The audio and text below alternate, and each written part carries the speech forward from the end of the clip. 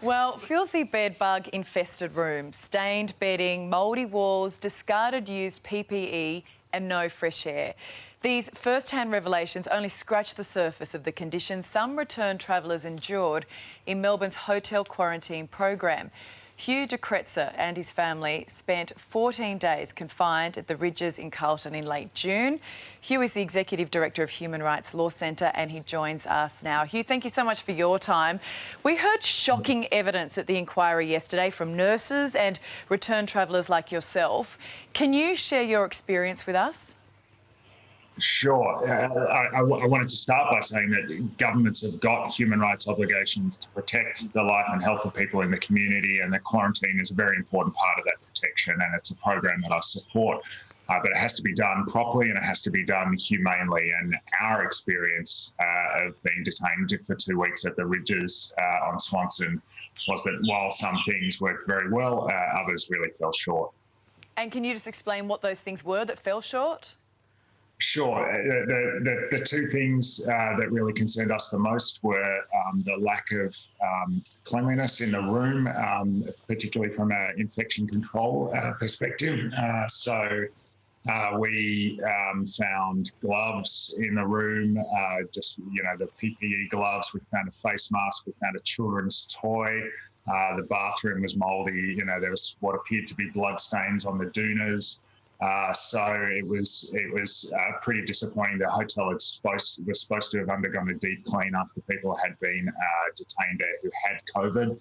And so that experience really undermined our confidence in those infection control procedures. And the other thing that really concerned us was the lack of fresh air and exercise breaks. And from a human rights perspective, particularly for people like children and people with mental health concerns.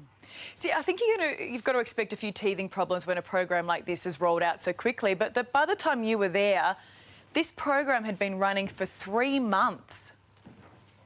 Yeah, let's be clear, it's an enormous challenge for the government to start up a program and detain thousands of people, thousands of Australians returning from overseas. But when we arrived, it was late June. It was the program had been operating for 3 months. There had been media reports about the outbreak at the Ridges, and so we expected things to be very well organised, and some things were, but some things were really concerning. And so we really need to learn the lessons from what's gone wrong so that we get this right to protect the community, to protect the staff, but also to protect the people who are being detained. And we're talking about unaccompanied children, people with disabilities, people with chronic health conditions, people with mental health concerns. We really need to get it right, particularly for those vulnerable groups. Well, we know of one distressed guest who was told to stop threatening suicide.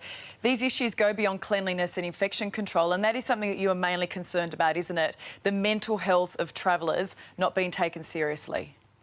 Yeah, so there's been a lot of discussion around the need to get this right to protect people in the community, and that's obviously critically important, but we also need to focus on the welfare of people being detained. And so, there was evidence in the inquiry yesterday of someone who is suspected of committing suicide in one of the hotels. So it really underscores the importance that when you detain people, you assume responsibility for their safety and welfare, and detaining anyone in any environment brings, serious risks and challenges around safety, welfare, mistreatment, and we absolutely have to learn these lessons and get it right.